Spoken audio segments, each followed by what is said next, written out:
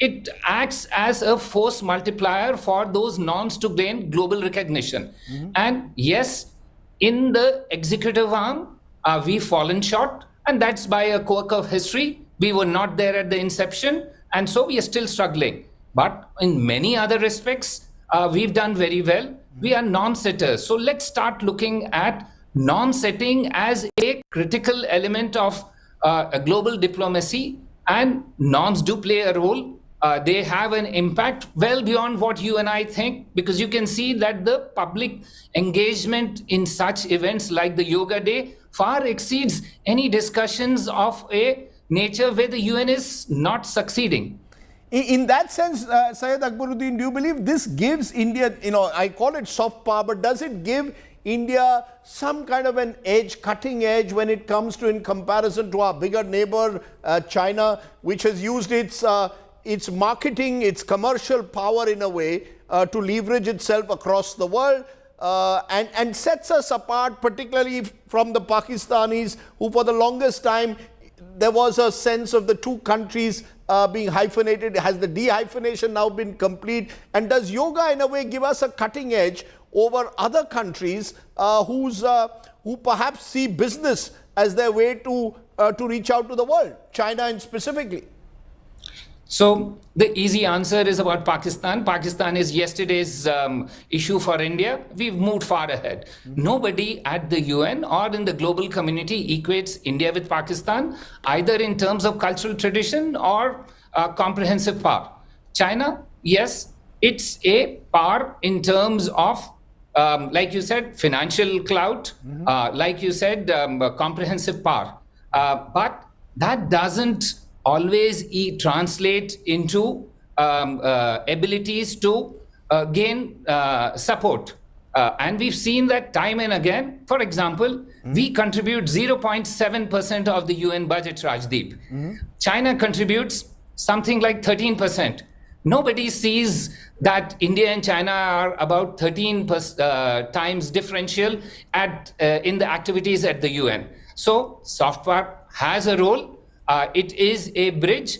It can be leveraged. It is not a compensation or a substitute for hard power, but it can enhance a country to punch above its weight. And that's what it's doing for India in terms of yoga has contributed, because every aspect of yoga can be linked with the UN's goals, whether it's sustainable development, whether it's sustainable livelihood, whether it's climate change, whether it's peace, whether it is collaboration in the form of cooperation with everybody else. So it does have a role, but I don't think that we should equate the two differential power equations at the same level. They're different. Each has its role, and we are doing very well in the soft game. Right. Syed Akbaruddin, even as you speak, those are pictures, of course, of Prime Minister Modi now leaving for Washington, where this visit comes. Just a final question.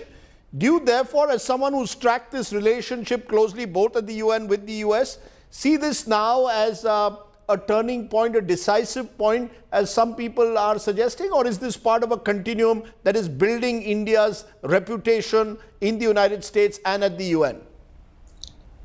So Rajdeep, the world is in a different phase these days.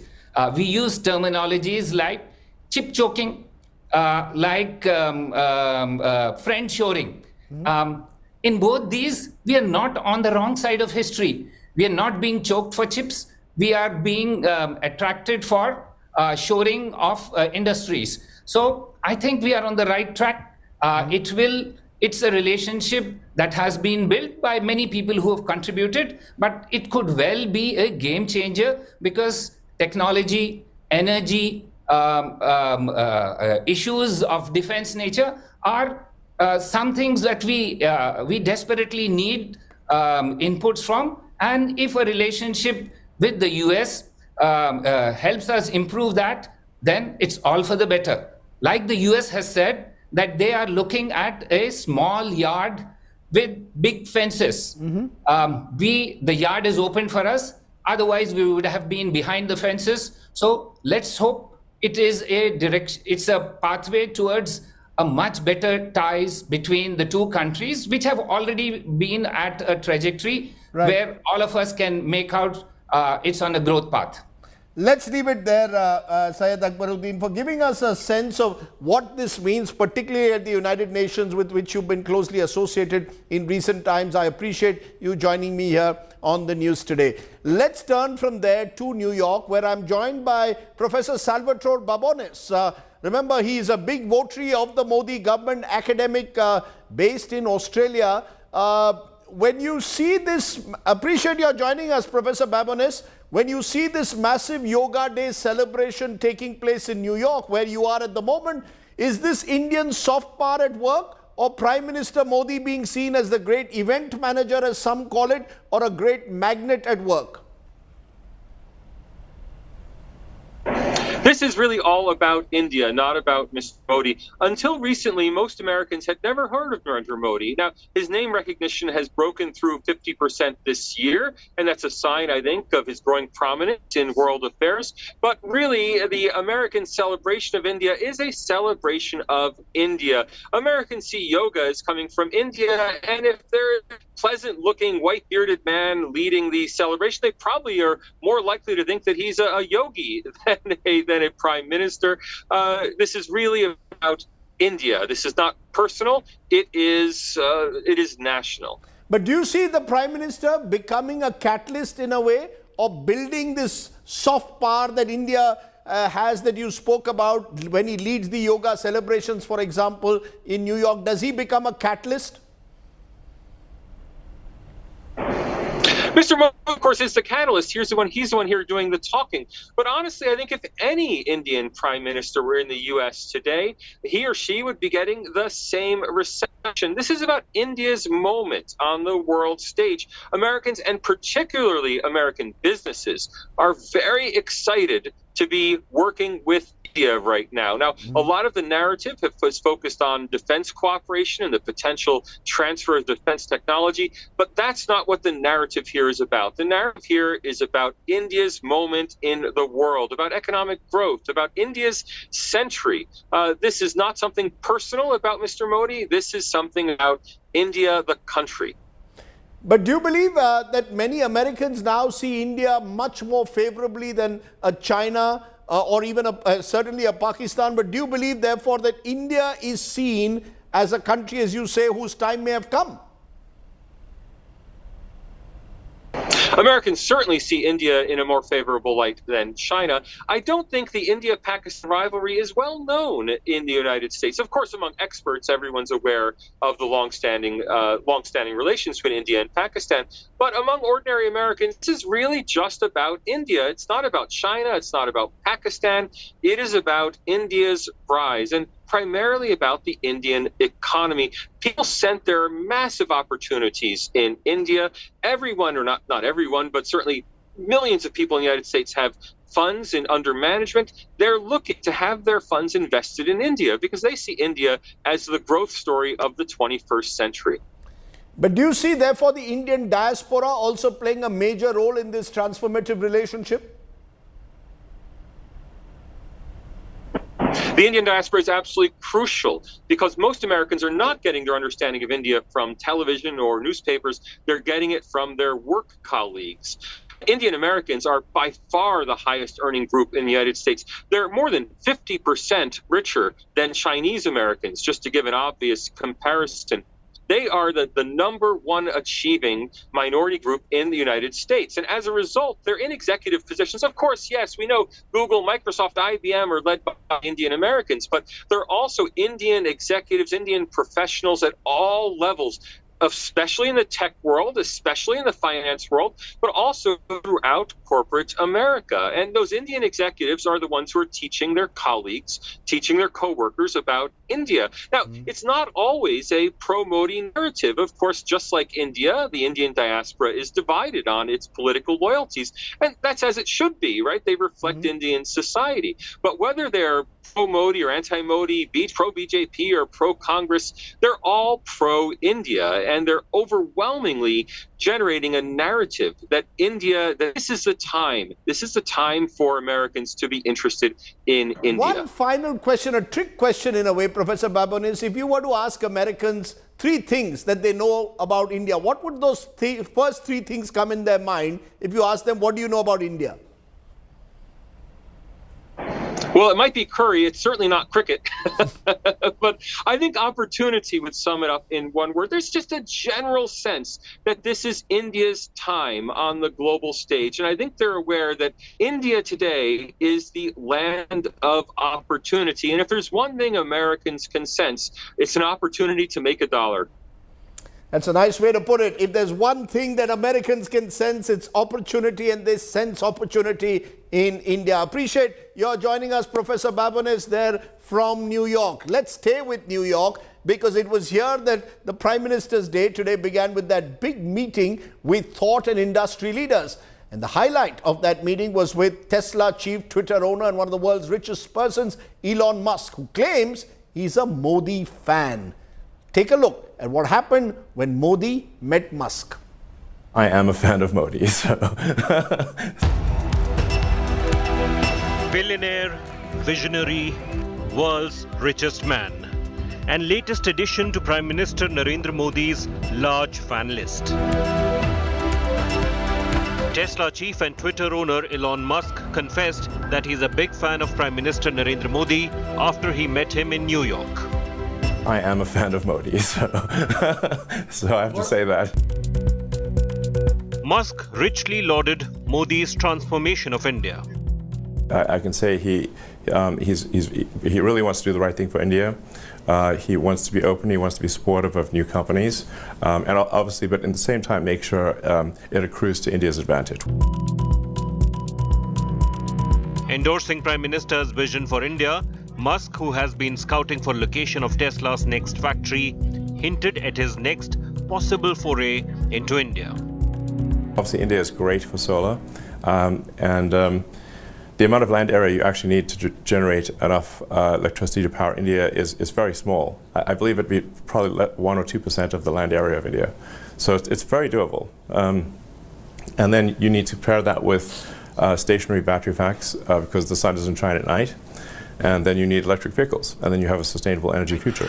When I spoke to Elon Musk soon after his meeting with Prime Minister Modi, he's confirmed on record that Tesla will be investing, he himself will be coming to India next year, and that Tesla is looking to collaborate around SpaceX and invest in manufacturing in India. Now, the specific nature of the investment not explained at the moment, but just the fact that Elon Musk has himself confirmed that Tesla will be investing in India after meeting Prime Minister Narendra Modi would count as one of the big wins. Modi appreciated Musk's efforts at making cutting-edge technology accessible and affordable for the masses. Your reaction to Jack Dorsey's statement, Elon? Speaking exclusively to India Today, Musk trained guns on ex-Twitter CEO Jack Dorsey, who had claimed gag order by Modi government.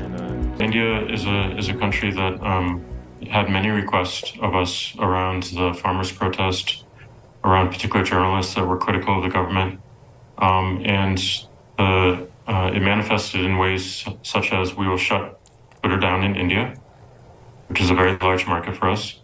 We will raid the homes of your employees, which they did. We will shut down your offices if you don't follow suit. And this is India. One cannot just apply, America to Earth, because Earth is not. They have different rules and regulations and different forms of government. So, but we'll do the best to provide the freest speech that is possible under the law. Musk's forceful endorsement of Modi's India was welcomed by the centre. It is clear from people, leaders, global business leaders like Elon Musk, who are not just global business leaders, but they are innovation champions, that there cannot be any company or brand in the world today that does not look at India as a potential hub or a hub for manufacturing and or innovation. While the BJP hailed much-awaited Modi-Musk meet, opposition Congress downplayed it. privilege for all Indians to witness the resurgence of our not only economic prospects, but also the impact India now has culturally across the world. Endorsements by business persons should be taken with a spoonful of salt, but because those endorsements are made, keeping their own interests in mind. After the much-awaited Modi-Musk meet, all eyes will be on Musk's business venture in India. With Geeta Mohan and Rahul Kawal in New York, Bureau Report, India Today. So let's take this now to the political debate that is taking place over the Modi visit. Is Prime Minister Modi's foreign policy about optics or substance? Are India-US ties about soft power, business or democratic values? Joining me now is Jayant Krishna, Senior Fellow at the Center for Strategic and International Studies in Washington, D.C. Syed Zafar Islam is BJP spokesperson, Supriya Srinath, Congress spokesperson. Let's look at this visit, therefore, from those different perspectives. Supriya Srinath, to you first. The Congress seems to have taken the line at the moment that Mr. Modi's visit is about optics, not substance. The fact, though, is this visit will see the signing of major agreements, technology transfers, and importantly, as the Yoga Day showed, is also a demonstration of India's soft power, and as the Elon Musk meeting showed, also shows that India has a huge business investor potential. Are you willing to give the Prime Minister, therefore, the benefit of doubt? So before I go any further, I was a business journalist back in the day when Mr. Modi first visited the Bay Area. He met a whole host of people. He also had a meeting with Elon Musk as early as 2019. And there were plans then that Elon Musk is going to come to India and start selling Tesla cars, will also manufacture here. I will not quote anybody else. I will only quote Elon Musk. Elon Musk in 2022, if I'm not wrong, in January 2022 put out a statement, way too many challenges with the Indian government to make an investment here or to sell here. That's Elon Musk for you. And it's not just, I'm not talking about an individual, I'm talking about businessmen. Business will flow where the market is, and business will look at good returns, and business will look at a conducive environment. Since 2019 to 2022, Elon Musk did not find that. And he said it as categorically as he could on a public platform that he now owns. Suddenly there's something changed. I don't know. Let's see what happens, because these statements, you know, are often made when Prime Ministers and heads of state visit. Is there full opposition support to the Prime Minister's outreach? I'm coming exactly to your question. When the Prime Minister of India bows before Gandhi in New York, it is very, very heartening. And it is a message that should be sent loud and clear to those who abuse Gandhi right here in India. So to that extent, absolutely I support the Prime Minister. But where is the issue? The issue, Rajdeep, is that in the last 9 years, foreign policy has been reduced to a mere pomp and show. It has been reduced to orchestrated events. The reality is that Mr. Modi, for the first time in the last 9 years, has gone on a state visit. He's the first state guest in the first 9 years. All right, no issues with that. Let him be. He represents India. But look at the cost we are paying. We've already signed an armored drone $3 billion deal before he left. So there are no free lunches that the US is willing to offer. I also want to state something very important. At the UN at which this yoga function is happening, what happened at UN late last night? China blocked United Nations from naming Sajid Mir as a global terrorist. Much to our insistence, much to the insistence of the United States. Why is nobody talking about that? Why is nobody talking about the fact that India did not even name China at the UN while this was happening? Why is nobody talking about that? It's all very good to make these outreaches, but to what extent? Are we keeping the domestic audience and their applause in mind while pursuing foreign policy overseas? And I think we are running the risk of doing that. We are looking for, laurels back home while pursuing a foreign policy that's not really delivering for us. It hasn't delivered in the last 9 years. Let Zafar Islam now respond. Zafar Islam, you've worked also with international banks. Do you believe this is about business relationships being solidified, America seeing opportunity, or is this something more substantive than just simply a transactional business relationship that Prime Minister Modi is building? I think anybody who is aware of the foreign policy, who is aware of India's standing in the eyes of global leaders prior to 2014 and now, would definitely comment that India has emerged as a very strong nation since 2014. Primarily because of the policy decision which has been taken by the Honorable Prime Minister, also safeguarding the interests of the nation and prioritizing the interests of the nation ahead of every other thing. Are you saying that there was are you saying before 2014 when Manmohan Singh and Barack Obama had a special relationship where Mr. Obama went to the extent of saying he learnt a lot from Prime Minister Manmohan Singh, the relationship was qualitatively different to what it is today, sir? Well, Rajdeep, I wouldn't be making a specific comment about Mr. Manmohan Singh, the then Prime Minister, but it is for you to decide the situation prior to 2014 and situation now.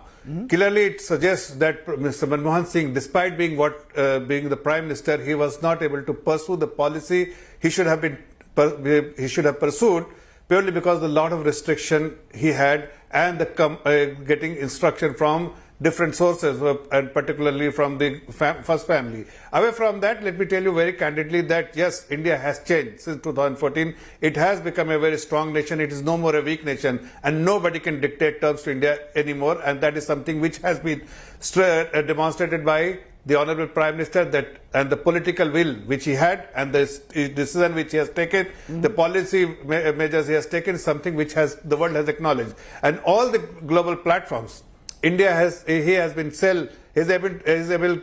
able to sell Indian story and India as an emerging power on the global platform, something which the world has started acknowledging now. And India definitely offers much more opportunity than the rest of the world. Definitely something which the world, the investors recognizes, the business community recognizes, because they have to put their growth capital. They have to put their growth capital somewhere for a multiplier effect, and India definitely offers much more opportunity for growth capital to be invested in India than China or any other place currently. And definitely it is the opportunity which has to be utilized efficiently by our leadership, and this is something which is being demonstrated in New York currently, beside being using the soft power like Yoga Day or many other means of soft power to have a better connectivity with the world leaders and have a better diplomatic relationship with the other countries. You made your point. Today one last thing. Today you can just last sentence.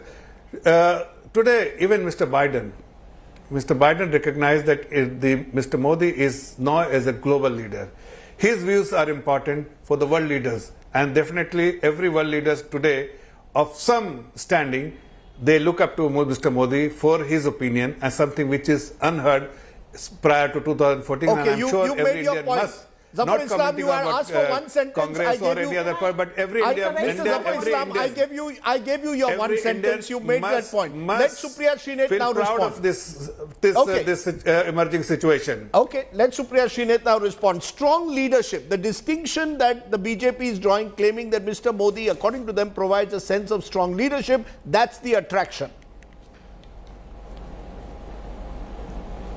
But that's exactly what the problem is. They don't understand that foreign policy or the fact that he's being treated a certain way is because he represents 140 crore Indians. Is because successive governments before him, and yes, before 2014, have laid the foundation to where he stands. I'm not going to get into petty whataboutery about President Truman and President Kennedy actually breaking protocol and receiving Nehru, or President Eisenhower, making Nehru his personal guest, or the brilliant speech that Rajiv Gandhi gave to the houses in America, or for that matter, the guard of honor that was given to Manmohan Singh. Because they talk about 2014 and prior to that, let me look them in the eye and tell them, before 2014, Prime Minister Manmohan Singh legitimized India's nuclear program, waived off, got the sanctions waived off, looked America in the eye and did the nuclear deal. That's what prime ministers do, not incremental work. Indira Gandhi allied with the Soviet Union, blocked China, split Pakistan into two. That's what leaders do. And 1 second, Rajdeep. 51 days and counting. Manipur is burning. The Prime Minister's opinion is being sought on global stage.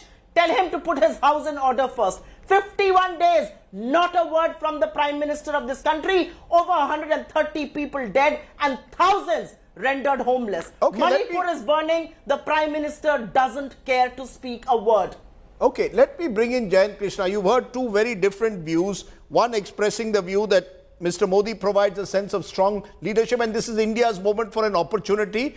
And the other view is that the Prime Minister essentially, Indian foreign policy didn't start in 2014. This is a continuum. Let's not focus on optics. Let's focus on substance. Where do you stand, Jayant Krishna? Do you see a qualitative change now in the relationship? So Rajdeep, I wouldn't like to get dragged into the BJP versus Congress issues. But the fact is the Prime Minister has provided, the leadership that you see today is more decisive and strong. There is no doubt about it. But, all this optics eventually has to translate into business. In today's world, all bilateral ties have to, eventually boil down to economics. That's very, very important. So I think that is where, to my mind, US has been telling India time and again that, its trade regime should be more liberal. India has been believing in protectionism, which should not be the case. And US had certain countermeasures like, India's GSP trade, which India has been saying you must revoke it, kind of a thing.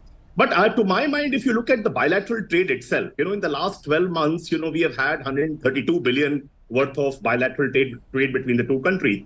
And US imports almost 2 times the amount that it imports versus what it exports to India. And among the major countries in the world, US is the only trade partner of India where the trade surplus is in the favor of India, because of soft IT and IT-enabled services, diamonds, minerals, and things like that India exports to the US, So I think this has to be taken to the next level of maturity very clearly. We have to be believers that trade could become an important part of GDP growth. And other thing which I'm slightly disturbed is about the FDI. FDI in real sense has declined a bit. If you look at last 12 months, the total FDI, the US investments into India have been of the order of 47 billion, which is almost down by 22%. So I think, and this despite the fact some big ticket investments like Apple, what it has announced about its manufacturing plants leveraging India. And, so I think all these things are far more important to my mind than just, optics. So eventually, how useful, this Prime Minister's state visit is in terms of making the trade regime between the two countries more liberal. I don't expect a trade treaty to happen, but at least some of the irritants that got to be removed. It's a cold, simmering kind of a tension, not a flashpoint though. Right. So I think it needs to be resolved. And India has a far greater appetite and hunger for investment, for FDI. That's very important, which, as I said, has fallen in last 12 months vis-a-vis the previous 12 months. It's interesting how you're posing it there. I just want Zafar Islam to respond. At the moment, the one danger is that sometimes optics overtakes substance. Are you confident, Zafar Islam, going ahead, that substance at all time will be looked at, not optics? The photo ops are great. We will need much more than that. Technology transfer, great. Clean energy, important. Do you see that happening? We've also got reports coming in that 75 US congressmen are going to have written to President Biden about India's human rights record. President Biden is not expected to lecture India on human rights, but are these irritants, or do you believe that with Prime Minister Modi, it will be about substance and not optics? Certainly, Rajdeep, and let me tell you a very important thing, that first, that the leadership has to recognize its strength, the nation's strength, and it has to be properly exploited on the global platform. That is what being done by the Honorable Prime Minister, because he recognizes the strength of the country and he has been able to capitalize on those the opportunities which the world offers, and taking India and taking dissent for India's advantage. Something which has been demonstrated. I am not saying that the earlier Prime Minister was bad or good. All I am trying to tell you that he has to recognize the strength of the country, and it needs to be exploited for the benefit of the nation, which is being done by the Honorable Prime Minister. It's not optics, it's more substance. Right. And it is evident from all the speakers, the last 1 hour you have spoken to different experts. They all have spoken that India has become a very, very strong nation. It is an evolving situation for India. It offers a lot of opportunity for the global community, and they have all spoken about the leadership quality and the political will, which has demonstrated while taking decisions to safeguard the interests of the nation. Okay, you're saying that, Supriya Shrinate, the final word therefore to you. You know, there was always a consensus on foreign policy. That seems to have broken down. It almost seems that domestic issues now, or the domestic polarization is also carried on to foreign policy. Why not say that Prime Minister Modi represents India there? So whatever benefits come to India, it to India's benefit. To the extent he represents India and champions our rights and champions the needs of Indians, absolutely we are on board. But to the extent that he's going to look the other way when India's rights are going to be marred, to the extent that he is going to not name China and we are going to pay a heavy price in the United Nations, to the extent that he's going to keep quiet on Manipur and go on this trip. Manipur is a state of India, please understand that. 121 people dead. 51 days, not a word from India's Prime Minister. What moral authority do we have to lecture anybody on peace? What moral authority does he have to bow before Gandhi at the United Nations? Because the reality is, people who are dying in Manipur are Indians. To the extent he is willing to talk on that, I'm absolutely on board. But the reality is that foreign policy in the last 9 years has been reduced to event management. It's all about Mr. Modi, leave it there. because his foreign policy is based on two legs. Okay. The first leg of the foreign policy is Rajdeep, and the second leg of that foreign policy is domestic applause. He doesn't care about India's world order in the global stage. That's the reality. Okay, I'm going to have a story on Manipur in a moment, but I think Zafar Islam, you deserve 30 seconds to answer to that, because it's the third time Supriya Shrinate has raised the issue that the Prime Minister is focused on improving ties with the United States, consolidating that, not a word on Manipur. A quick response to that and then we'll close. It's a part of India. The issues, domestic issues is being tackled by the Home Ministry, the Interior Minister, and this should not be, the domestic issues cannot be mixed with the global issues or the diplomatic relations which we are having with the country. These are two independent things which needs to be pursued independently. Issues here, I'm not discounting anything, that Manipur issues needs to be dealt properly, and it's being dealt properly. This issues need to be resolved, and Government of India is working towards that to resolve and maintain the peace and tranquility there. But mixing the two is something only if you are doing it for optic purpose, then you can do that. But the people do understand that foreign policy is very different from the domestic policy, and you cannot mix the two. You have to differentiate between the two. You're saying differentiate between domestic issues and foreign policy. Supriya Shrinate says the Prime Minister should have spoken out on Manipur as well. I'll leave it there. At the end of the day, this is about an engagement with the United States that hopefully will be consolidated and build an important relationship in the 21st century. One of substance, not just of optics. I appreciate my guests joining me here on the news today. Let's take a break. When we return, we will turn to the state of Manipur. On this show, we believe, as we've been repeating, Manipur is an integral part of India. In case you had any doubt, 50 days on, we'll tell you a story that will shock you. A story that represents the face of what went wrong in Manipur.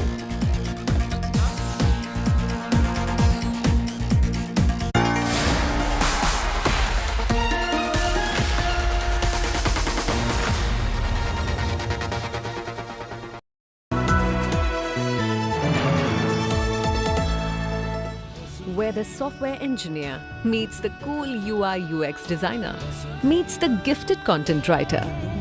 To create the big dream, the world comes together at Sardesai University. So where are you? The most credible ranking of India's best B schools is back in an all-new avatar, bigger and better than before. Catch the 2023 listings of MBA programs, technology companies, and the top executive courses. Don't miss the 24th edition of the Business Today Best B Schools and HR Summit. on 23rd June in New Delhi.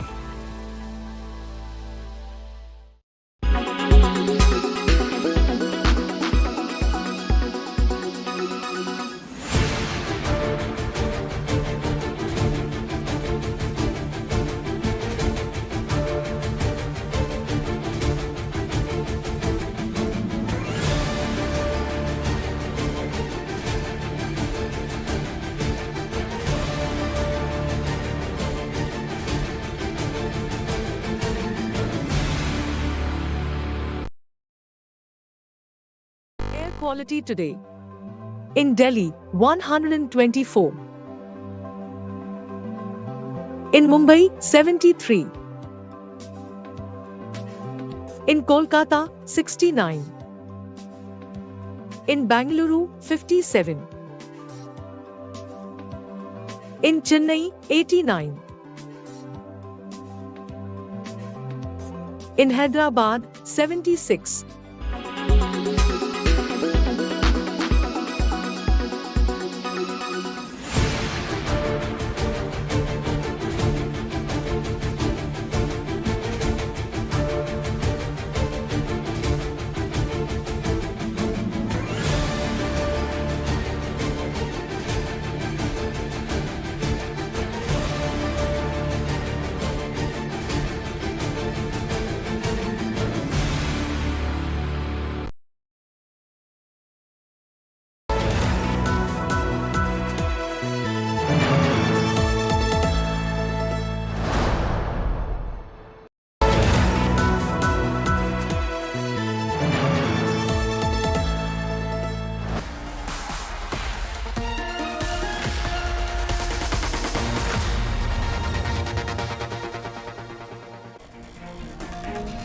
Welcome back. 50 days and counting, still no end completely to the ethnic violence of Manipur. Remember, over 130 people have died over the last 6 weeks, 390 injured and 60,000 at least have been displaced. The opposition is up in arms. Today, Congress Parliamentary Party chairperson, in a rare intervention, Sonia Gandhi, said that the Prime Minister had failed in its duty but urged the people of Manipur to show restraint.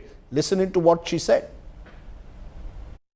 The unprecedented violence that has devastated the lives of people in your state and uprooted thousands has left a deep wound in the conscience of our nation.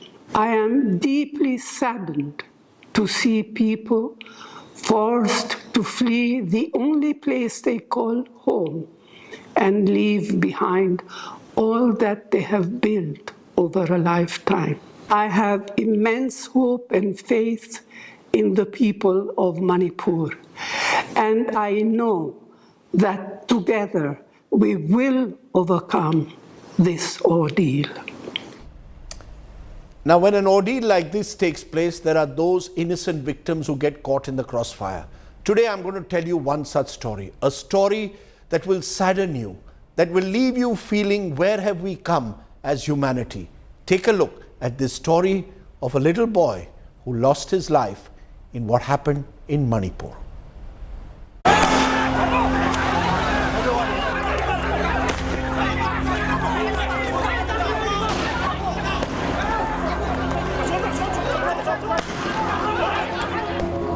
Streets turn into battlegrounds. Trust shattered. Once a serene land, Manipur plagued by a storm of violence. Its fabric of coexistence torn apart. With so much of violence across the state, it has been very difficult for people to go back to their normal lives. A lot of people have died. Thousands of people have lost their homes. Many of the people have been displaced completely from their houses, from their residences. And today, there is a Kuki National Prayer that has been organized in this particular district for so that peace prevails in the state. It all began on May 3rd. Traditional rivalry between the majority Meiteis and Mountain Kuki tribes came to a head some 50 days ago. Rioting erupted after the Kukis held a protest over a court ruling that favored the Meiteis, demanding tribal status. 50 days later, turmoil continues to sweep through Manipur's valleys and mountains. Appeals of calm, security patrols, internet suspensions, barricades have little impact. Since May 3rd, at least 130 people have died, at least 390 injured. More than 4,600 arson attacks reported, and more than 35,000 still displaced in this unrest.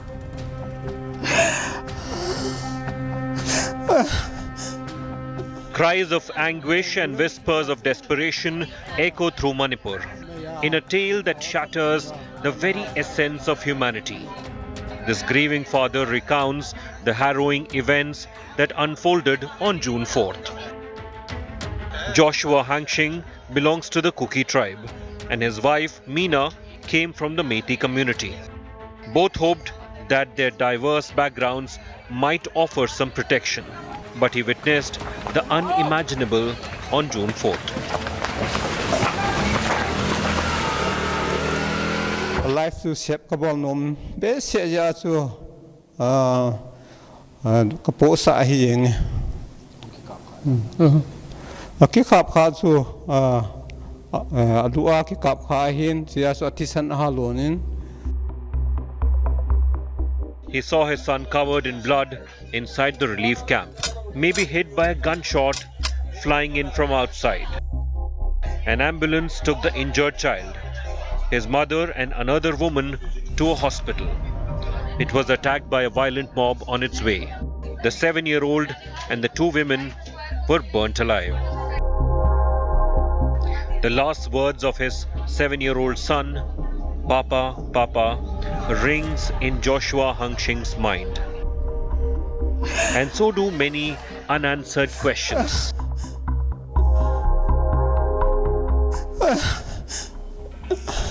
Ambulance nga chu meya thao sap khumwa anhal thao hitai pungsagi nilha pungsagi vel don hi la kilometer hi. Manipur stands at a crossroad. As we reach the end of these 50 days of violence, questions linger in the air. When will the storm subside? With Afrida Hussain and Akshay Dongre, Bureau Report, India Today.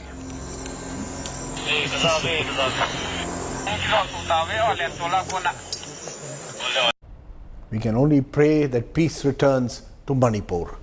Our good news today's story comes from the national capital. The Safdarjung Hospital has become North India's first skin bank where burn victims get the benefit from these skin banks for their graft surgeries. That's our good news today's story, a story of hope. Thanks for watching. Stay well, stay safe. Shubhratri, Jai Hind, Namaskar. People often donate heart and eyes, but now you can also donate your skin. North India's first skin bank is ready in Delhi's Safdarjung Hospital. Eligible disease donors can donate skin and give someone a new lease of life. Burn victims can immensely benefit from these skin banks for their graft surgeries.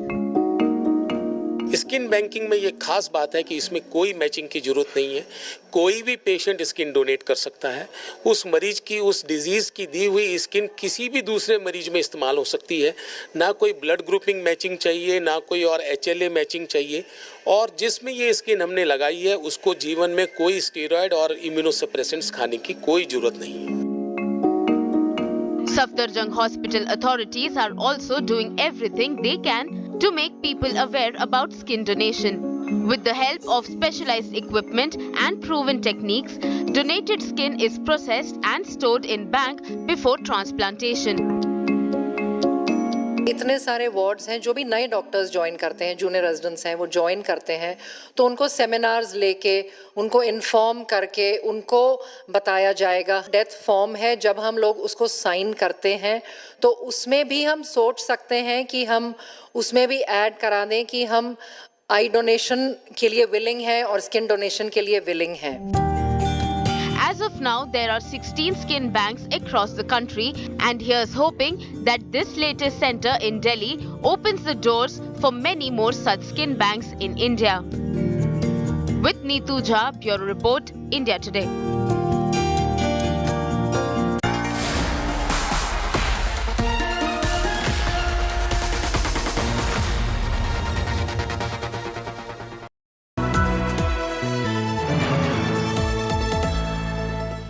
Where the software engineer meets the cool UI UX designer, meets the gifted content writer. To create the big dream, the world comes together at Sardesai University. So where are you?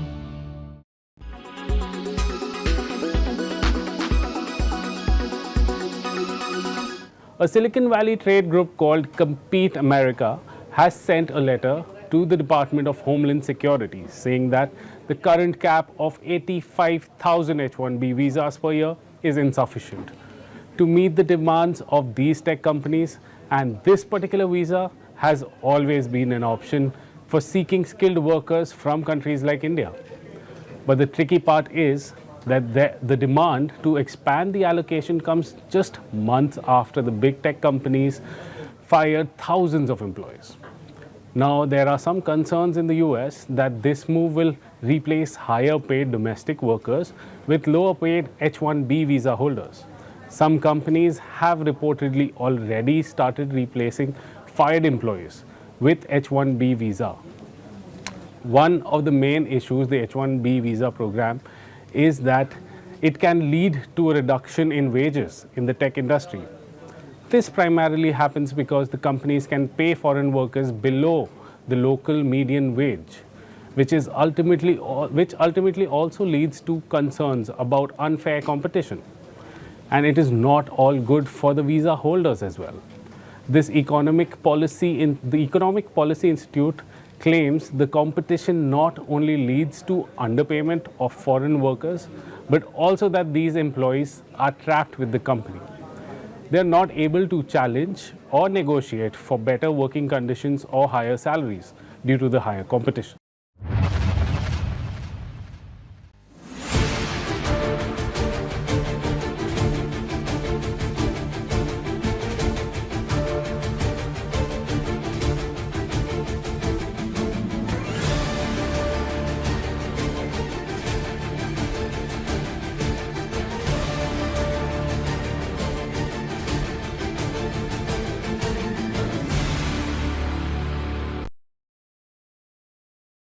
Weather forecast now. Delhi, maximum 40 and minimum 26 degrees. Mumbai, maximum 33 and minimum 28 degrees.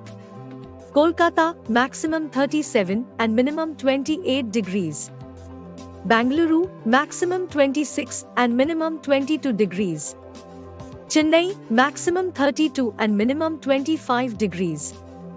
Hyderabad, maximum 35 and minimum 25 degrees.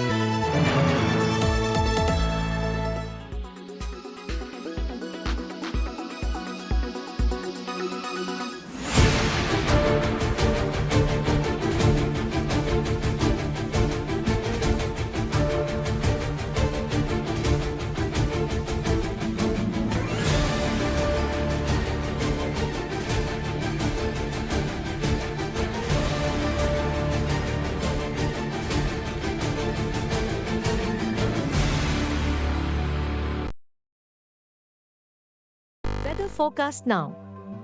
Delhi, maximum 40 and minimum 26 degrees.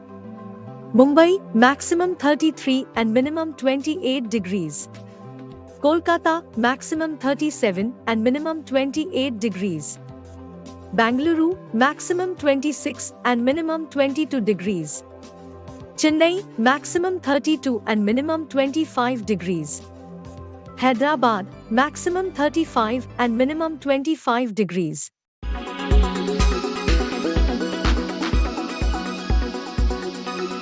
Why does this happen? Let me tell you the science behind it.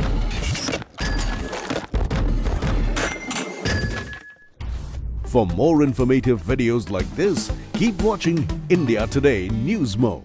Make your media plan smarter with India Today Live TV on your connected devices. Amplify your brand with 100 million smart internet viewers. To advertise, mail us at sales@aajtak.com.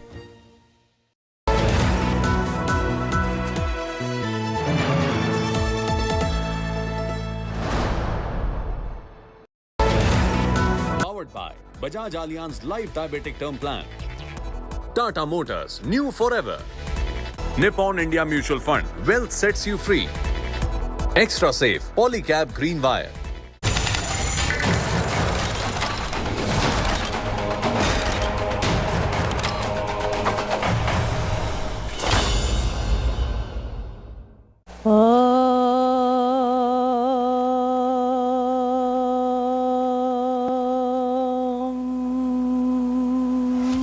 Yoga at the United Nations headquarters.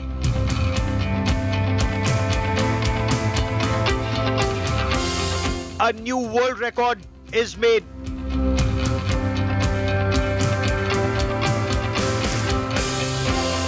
Record of people from different nationalities doing yoga together.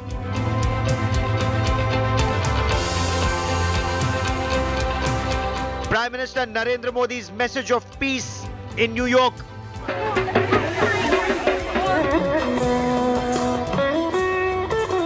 India's philosophy and heritage on world stage. Let us use the power of yoga to build bridges of friendship, a peaceful world, and a cleaner, greener, and sustainable future. Now focus shifts to Washington, D.C.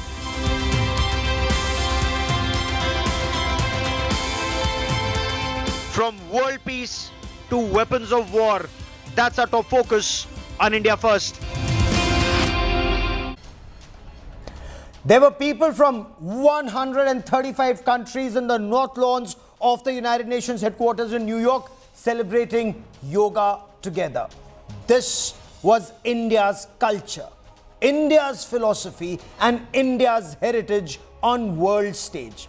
Yoga for physical health, mental health, emotional health, and spiritual well-being. But from here, the focus shifts to the nuts and bolts of hardcore diplomacy and weapons of war for lasting peace.